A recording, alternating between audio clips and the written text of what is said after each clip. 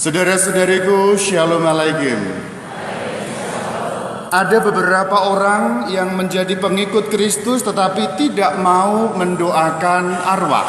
Mengapa arwah didoakan?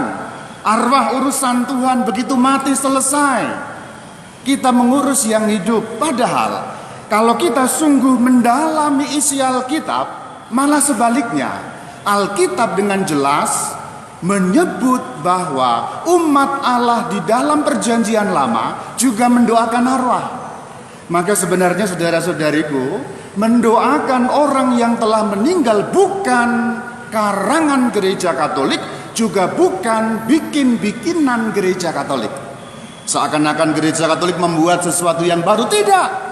Tetapi gereja Katolik sebenarnya hanya satu, mengikuti firman Tuhan yang dinyatakan dalam Alkitab, dan yang kedua mengikuti apa yang sudah dilakukan oleh umat Tuhan sejak dalam perjanjian lama.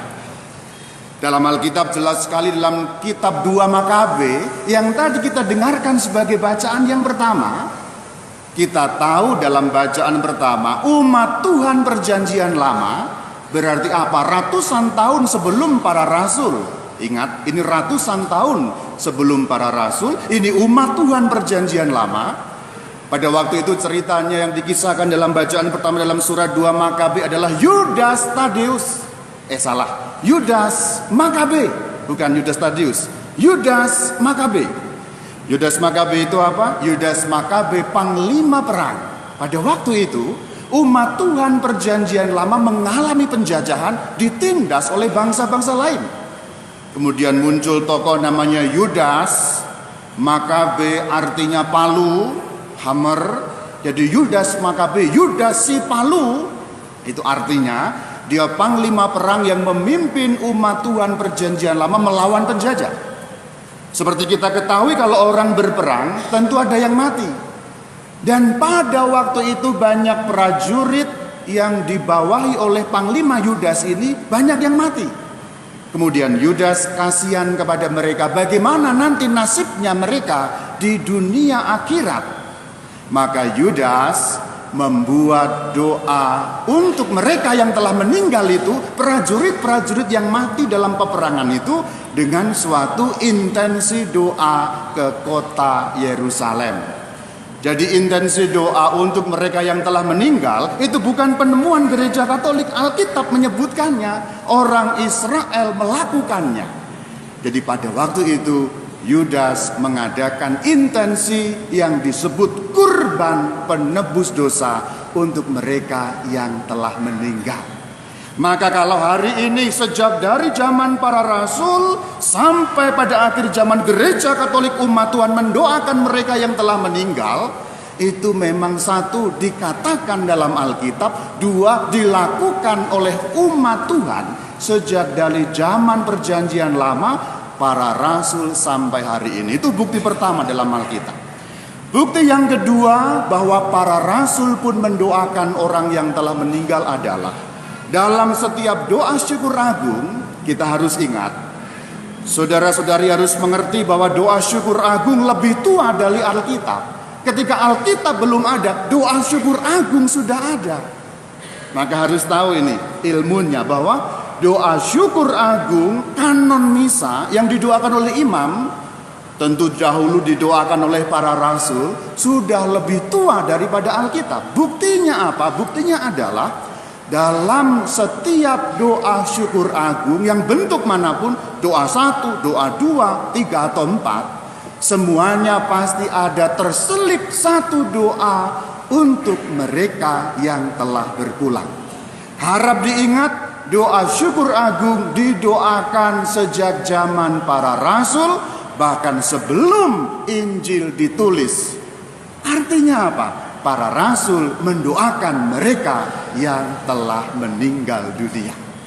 Jadi Alkitab menyatakannya, umat Tuhan perjanjian melakukannya, umat Tuhan yaitu para rasul juga melakukannya. Maka hari ini kita melakukannya, mendoakan mereka yang telah meninggal dunia. Maka nanti suatu kali kalau ada yang mengolok-olok, ya ngapain mendoakan orang yang telah meninggal? Meninggalkan kata dunia. tetapi kata imanku dia tidak mati tapi hidup dalam Kristus. Maka sebenarnya mendoakan orang yang telah mati itu mendoakan orang yang hidup, tapi hidup di dalam alam yang berbeda, yaitu dunia kekal. Maka mendoakan orang meninggal sesuai dengan Alkitab, sesuai dengan ajaran para rasul. Jangan takut untuk mendoakan arwah mereka yang telah meninggal. Teruskan, sebab itu iman Alkitabiah, imannya para rasul. Hal yang kedua yang dapat kita renungkan atau kita pikirkan pada perayaan ini adalah demikian. Saudara-saudariku, kita terhubung dengan mereka yang telah meninggal hanya dengan satu cara. Tidak ada cara lain kecuali satu cara ini. Kenapa? Karena sinyal WhatsApp tidak sampai ke sana. Internet kurang canggih untuk menembus dunia arwah. Maka satu-satunya cara sehingga kita dapat berhubungan dengan mereka yaitu kuasa doa. Maka ini satu-satunya yang dapat kita kirimkan untuk mereka yang telah meninggal dunia. Mereka yang telah meninggal dunia tidak bisa kita kirimi iPhone seri terbaru, tidak bisa. Mereka yang telah meninggal tidak bisa kita kirimi siomay barangkali, bakso barangkali, atau lotek yang paling enak, tidak bisa dan tidak dibutuhkan oleh mereka. Satu-satunya yang dapat kita paketkan menggunakan paketnya Tuhan Yesus adalah kuasa doa. Satu-satunya yang akan sampai kepada mereka adalah kuasa doa. Ketika hari ini kita mendoakan mereka untuk pemurnian, untuk penyelamatan jiwa mereka. Maka setiap kita mendoakan orang yang telah meninggal, saudara-saudari kita, siapapun yang telah meninggal, sebenarnya itu adalah ungkapan cinta bagi mereka yang telah berpulang mendahului kita. Maka perayaan 2 November bukan perayaan dalam arti kesedihan mengingat mereka telah mati, tidak.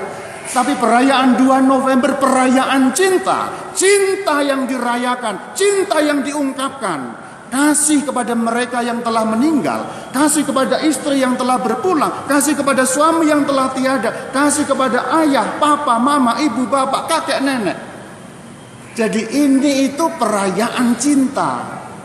Kita mengirimkan cinta kepada mereka. Bunga tidak bisa nyampe ke sana. Maka satu-satu yang kita kirim adalah kuasa doa.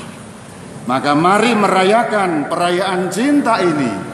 Mereka akan menerima dengan suatu syukur yang luar biasa. Mereka akan menerima dengan senyum yang paling manis yang mereka punya. Sebab di alam akhirat satu-satunya bahasa yang dikenal bahasa cinta. Mereka tidak lagi bisa merasa cemburu, mereka tidak lagi bisa merasa sedih, mereka tidak lagi bisa merasa susah.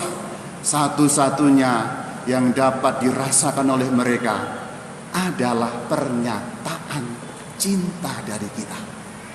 Maka mari menyatakan cinta itu dalam doa-doa.